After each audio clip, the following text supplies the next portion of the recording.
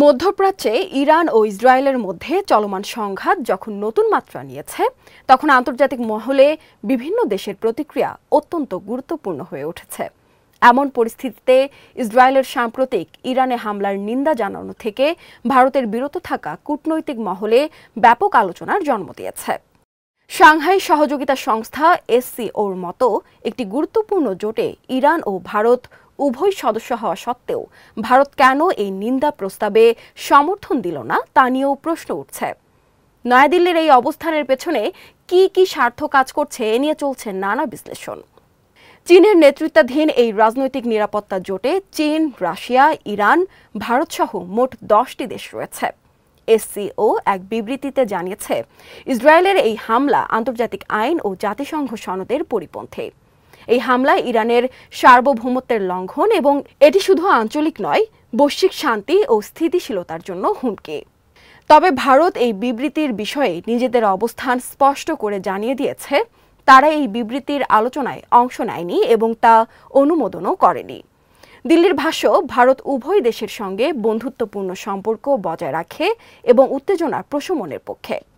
ভারতের পররাষ্ট্রমন্ত্রী S জয়শঙ্কর ইরানি পররাষ্ট্রমন্ত্রীর সঙ্গে ফোনে কথা বলেছেন। তবে এতে ইসরায়েলকে দায়ী না করে বরং উভয় পক্ষকে শান্ত হওয়ার আহ্বান জানিয়েছেন তিনি। প্রশ্ন উঠেছে, ভারত কি তাহলে ইসরায়েলের পক্ষ নিচ্ছে? বাস্তবতা হলো, সরাসরি পক্ষ না নিলেও বিবৃতিতে তাদের সই না করার বিষয়টি ইসরায়েলকে কৌশলগত সুবিধা দিয়েছে। এর আগে জাতিসংঘে গাজায় যুদ্ধবিরতির দাবিতে আনা প্রস্তাব থেকেও ভারত বিরত ছিল। বিশ্লেষকরা মনে করছেন, দিল্লির এমন আচরণের পেছনে যুক্তরাষ্ট্রের সঙ্গে বাণিজ্য চুক্তির সম্ভাবনা এবং ট্রাম্প প্রশাসনের অবস্থান প্রভাব ফেলছে। জুলাইয়ের আগে যুক্তরাষ্ট্র ভারতের ওপর 27% শুল্ক আরোপ করতে পারে। এ নিয়ে আলোচনার ভেতরে রয়েছে দিল্লি। ভারতের এমন অবস্থান আসলে ভারসাম্য রক্ষার চেষ্টার। চীন, রাশিয়া, ইরান জোটের থেকে কিছুটা দূরত্ব বজায় রাখছে ভারত।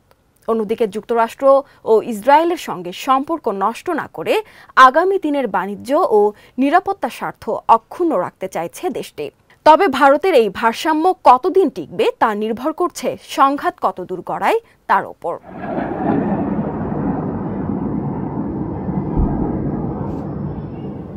আরও সংবাদ পেতে চোখ রাখুন প্রতিদিনের বাংলাদেশের ওয়েবসাইট, ফেসবুক পেজ ও ইউটিউব চ্যানেলে।